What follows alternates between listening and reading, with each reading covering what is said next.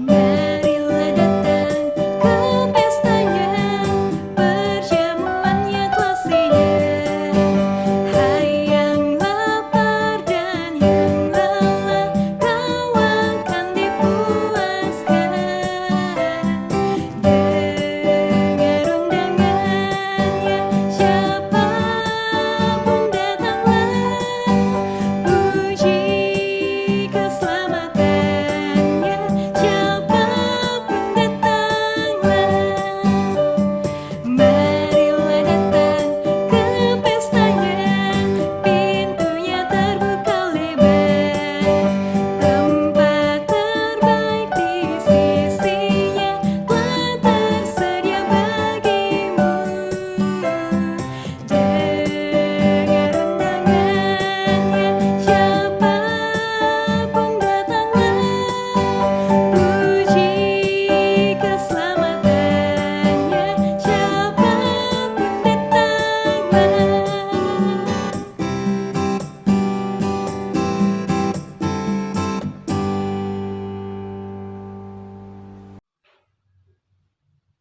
Salam Immanuel, Tuhan Yesus beserta kita. Selamat pagi, anak muda yang dikasihi oleh Tuhan. Kita bersyukur karena Tuhan telah memberkati kita, membangunkan kita pada pagi hari ini dan kasih karunia-Nya, sehingga hari kita semua tetap kuat di dalam pemagaran dan perlindungannya. Dan saat ini kita bersama-sama akan mengikuti kebaktian mingguan yang diadakan oleh sekolah, dan mari kita bersama-sama bersama hati kita sejenak. Kita mau undang Tuhan Yesus hadir di tengah-tengah kita dan memimpin kita pada ibadah virtual di pagi hari ini. Mari kita berdoa di dalam hati. Doa dimulai.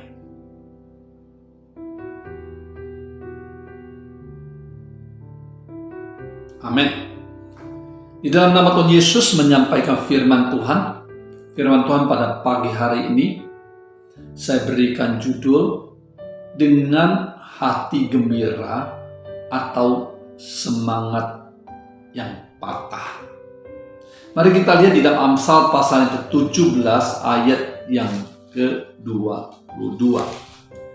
Amsal pasal 17 ayat yang ke-22. Ayat 22. Hati yang gembira adalah obat yang manjur, tetapi semangat yang patah mengeringkan tulang. Nats firman Tuhan ini dituliskan oleh Raja Salomo untuk memberikan sebuah pola pikir yang benar yang bisa membuat kita hidup di dalam kemenangan. Anak muda yang dikasihi oleh Tuhan, kita tahu, kita sadari hidup adalah sebuah perjuangan. Setiap pribadi kita pasti punya cita-cita. Ada yang ingin menjadi insinyur nanti, ada mungkin ingin menjadi dokter, ada yang ingin menjadi ilmuwan, mungkin ada yang ingin menjadi akuntan publik, dan masih banyak lain. Mungkin di antara saudara anak muda ada yang ingin menjadi pengusaha yang sukses. Nah, semua cita-cita itu adalah sebuah impian yang indah, dan memang semua impian yang indah ini juga masuk di dalam rancangan Tuhan. Seperti katakan di dalam kitab Yeremia pasal yang ke-29, Tuhan katakan Tuhan selalu merancangkan damai sejahtera dan merancangkan hari esok yang penuh harapan bagi anak-anaknya.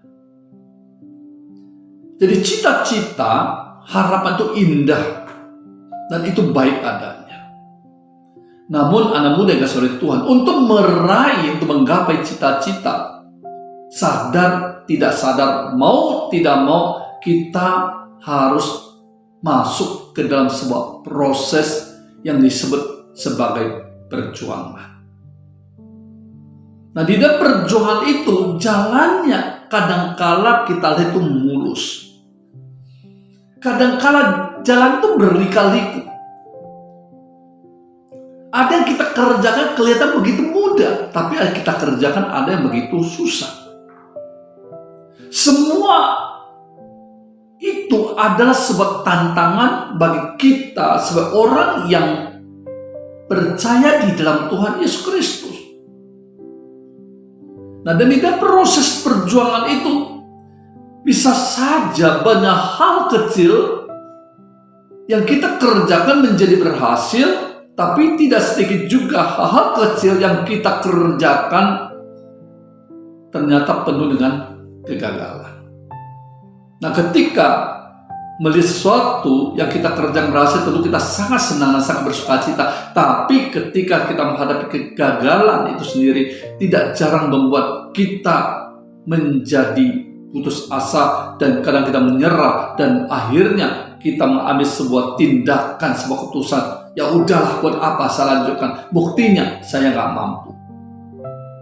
Nah, saudaraku, anak muda yang kasih oleh Tuhan, nah, melalui firman Tuhan pada pagi hari ini, Salomo ingin mengajak kepada kita untuk boleh belajar dari firman Tuhan. Ketika kita melihat sebuah kegagalan terjadi dalam kehidupan kita, ketika kita melihat kesukaran-kesukaran yang terjadi di dalam perjuangan kita, nah bagaimana kita merespon dan menyikapinya. Salomo memberikan kita sebuah pilihan melalui apa yang diungkapkan. Pertama yaitu tentang hati yang gembira. Kedua adalah semangat yang patah. Hati yang gembira, hati yang optimis, hati yang sangat percaya diri karena kuasa Tuhan yang bekerja dalam kita. Tapi semangat yang patah yaitu hati yang pesimis, hati yang minder, hati yang terus berkata kepada dirinya bahwa dia tidak mampu. Pada diri manusia ketika menghadapi sebuah kesukaran, di dalam pikiran manusia akan merespon. Dari apa yang kita lihat, dari apa yang kita dengar, kita pasti merespon. Nah, responnya itu terjadi bisa saja positif, bisa saja negatif. Respon yang kita dapat, yang terjadi bisa optimis, bisa menjadi pesimis. Kalau kita merespon dengan optimis, maka akan memacu semangat kita untuk melakukan terobosan-terobosan, kreativitas-kreativitas, inisiatif-inisiatif yang positif untuk mengatasi kesulitan dan kesukaran itu. Sehingga kita boleh keluar dari kesulitan dan menjadi orang berhasil. Tetapi kalau kita merespon dengan negatif, dengan pesimis, dengan rasa minder, maka kecenderungannya akan menghancurkan cita-cita kita, impian kita. Anak muda yang saya kasih dalam Tuhan Yesus, di dalam Alkitab, firman Tuhan mencatat kepada kita ada sebuah kisah di dalam 1 Samuel pasal yang ke-17. 1 Samuel pasal ke-17, sebuah kisah tentang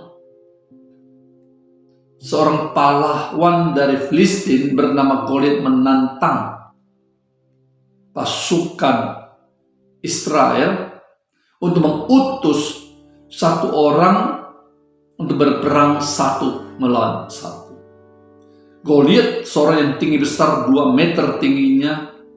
Dia memakai baju zirah, berketopong tembaga, seorang yang mempunyai semangat perang yang sangat luar biasa dan telah banyak mengalahkan musuh-musuh, sehingga dia anggap sebagai seorang pahlawan yang sangat dibanggakan oleh orang Filistin. Nah, Goliat ini dia menantang pasukan Israel. Coba kirimkan satu orang untuk melawan saya. Dan dia berkata, kalau kita lihat di dalam 1 Samuel pasal 17 ayat yang ke-8 bagian bawah dikatakan, pilihlah bagimu seorang dan biarlah ia turun mendapatkan aku 9. Jika ia dapat berperang melawan aku dan mengalahkan aku, maka kami akan menjadi hambamu. Tetapi jika aku dapat mengungguli dia dan mengalahkannya, maka kamu akan menjadi hamba kami dan takluk kepada kami. Ayat 10, pula kata orang Filistin itu, aku menantang hari ini barisan Israel, berikanlah kepadaku seorang supaya kami berperang seorang lawan seorang. Goliat menantang barisan perang Israel. Dia meminta supaya Raja Saul mengutus seorang untuk berperang melawan dia 1 lawan 1. Yang kalah menjadi hamba yang menang. Ketika Saul dan rakyat mendengarkan tantangan dari bangsa Filistin, khususnya dari Goliat ini, apa yang terjadi dengan pikiran mereka? Bagaimana Saul merespon? Bagaimana rakyat merespon? Ya, di sini katakan kepada kita dalam ayat ke-11, ketika Saul dan segenap orang Israel mendengar perkataan orang Filistin itu, maka cemaslah hati mereka dan sangat ketakutan. Pertanyaannya, mengapa mereka cemas? Mengapa mereka menjadi sangat takut, saudara? Semua itu terjadi kenapa? Karena ketika mereka mendengar dengan telinga mereka tentang siapakah diri Goliat itu, seorang yang tinggi besar, seorang pahlawan yang gagah perkasa dan telah banyak mengalahkan musuhnya secara 1 lawan 1. Dan dia seorang pahlawan yang sangat dibanggakan oleh orang Filistin. Ketika Saul mendengarkan itu, hatinya menjadi gentar dan takut. Ya, pikirnya merespon dengan sangat negatif. Waduh, dia sangat tinggi besar, dia begitu luar biasa. Aku nggak mampu, tentaraku nggak ada orang yang tinggi seperti dia, nggak ada gagah perkasa seperti dia. Bagaimana kita bisa melawan dia? Ini respon negatif, saudara.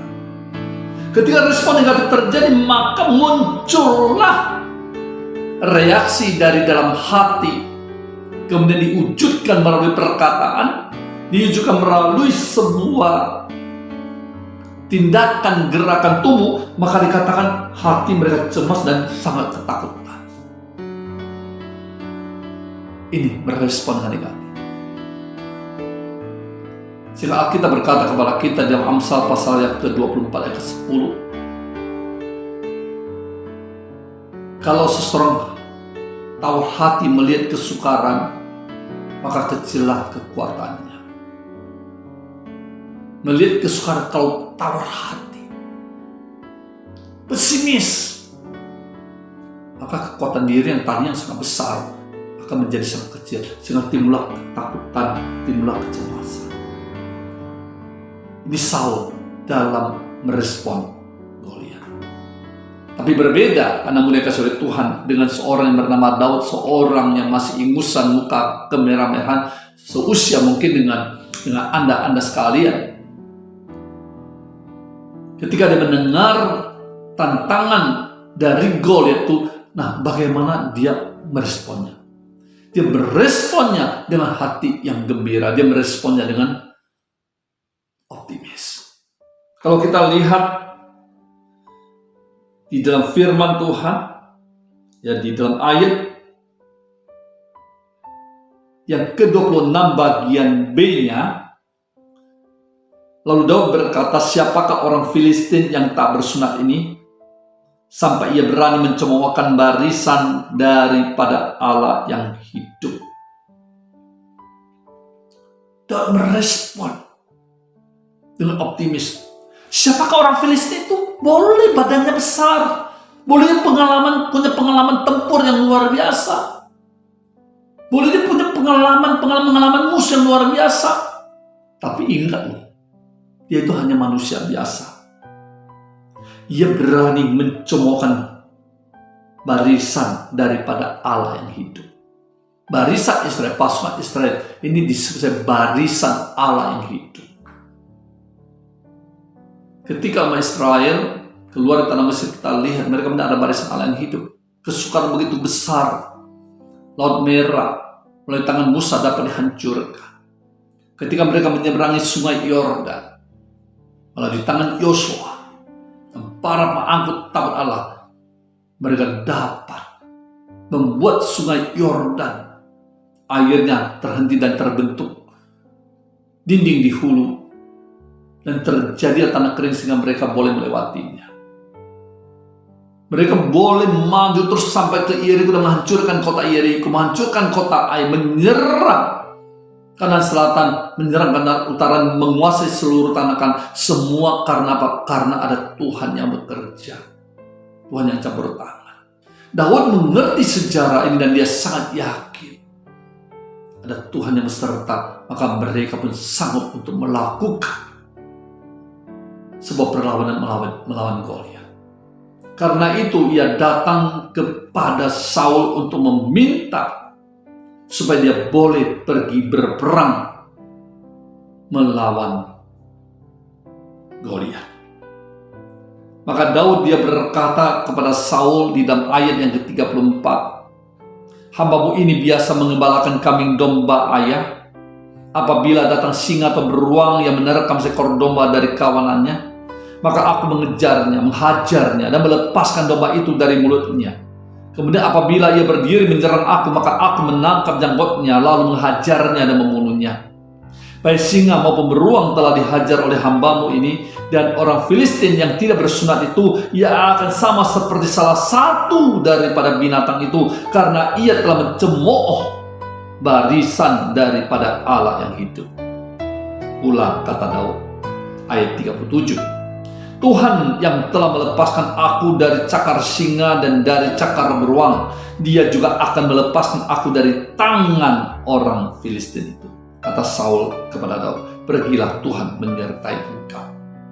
Daud dia bersaksi kepada Saul, Tuhan yang telah melepaskan dia dari cakar singa dan cakar beruang, Tuhan juga yang akan melepaskan dia dari tangan Filistin. Sebuah keyakinan yang sangat optimis, hati yang bergembira. Optimis, percaya diri karena ada kuasa Tuhan yang pada dirinya. Dia sangat yakin bahwa Tuhan akan menyerahkan Goliat ke tangan dia. Dia pun pergi melakukan peperangan itu. 1 lawan 1, puji Tuhan. Singkat cerita, dia berhasil mengalahkan Goliat, mematahkan kekuatan hanya dengan sebutir batu kecil yang secara logika tidak masuk akal.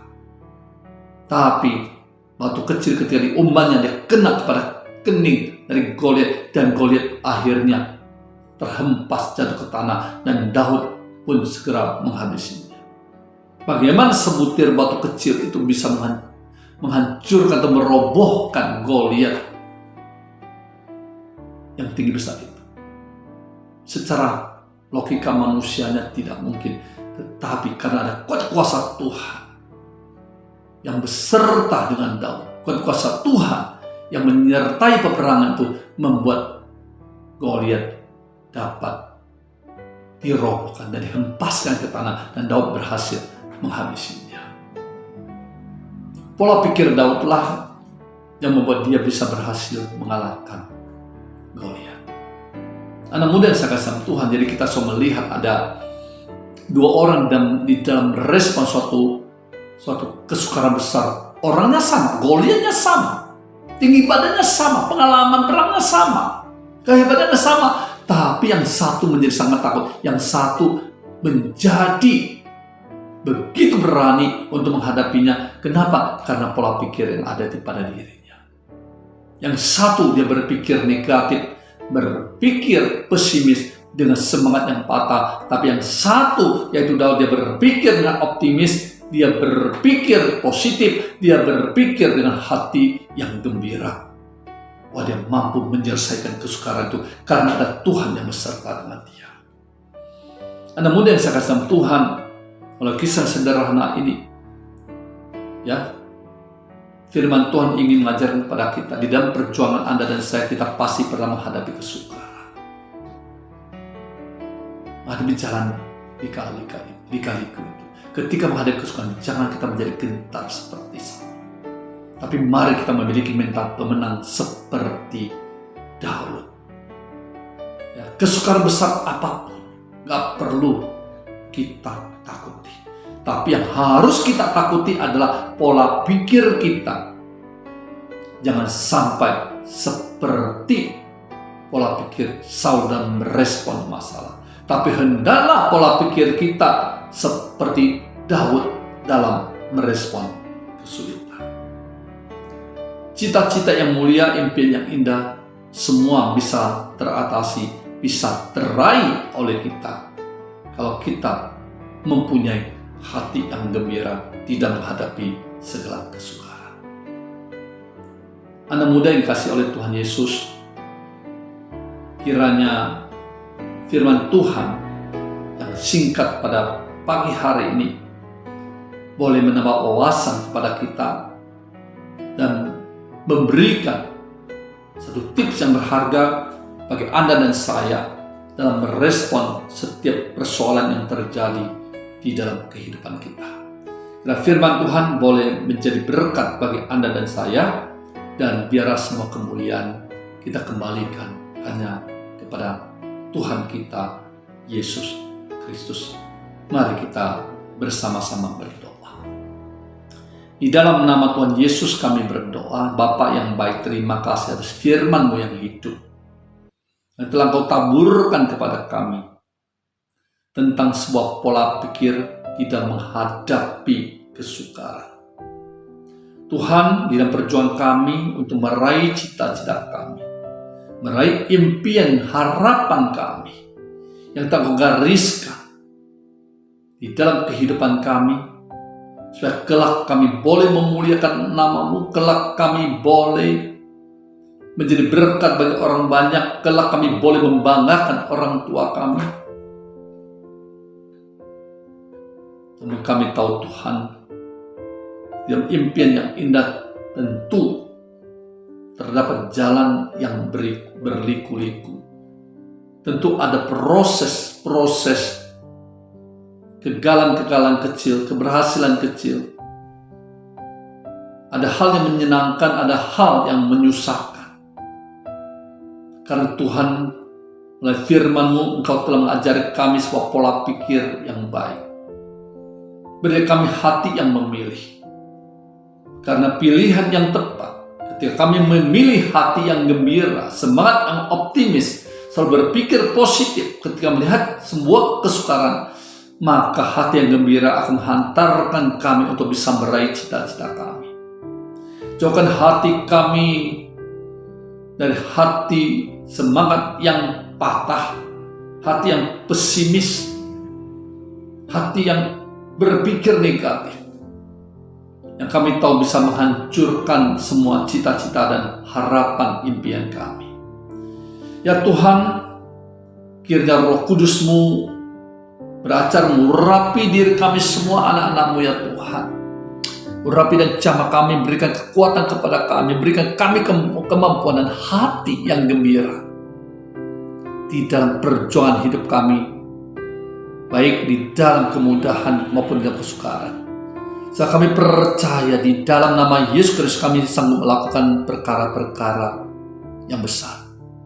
Hanya bersama Engkau Tuhan kami sanggup. Kami percaya bersama Tuhan kami mampu untuk mengatasi semua kesukaran, sehingga kami boleh keluar menjadi seorang pemenang. Terima kasih Tuhan atas kesempatan bagi kami boleh bersekolah. Terima kasih Tuhan atas orang tua yang baik. Terima kasih atas guru-guru yang baik. Terima kasih atas rekan-rekan yang baik. Terima kasih Tuhan atas keselamatan dan berkat Engkau sediakan bagi kami. Biar hati kami senantiasa melekat kepadamu dan mulut kami senantiasa melekat dengan ucapan syukur. Ampuni dosa segala kesalahan kami. Hadap syukur semuanya hanya dalam nama Tuhan Yesus Kristus, Juru Selamat dan penebus dosa kami. Terpujilah nama Tuhan sampai selama-lamanya. Haleluya. Amin. Demikianlah ibadah kita pada pagi hari ini. Selamat pagi, selamat beraktivitas kembali. Shalom, salam Immanuel, Tuhan Yesus beserta kita. Haleluya. Amin.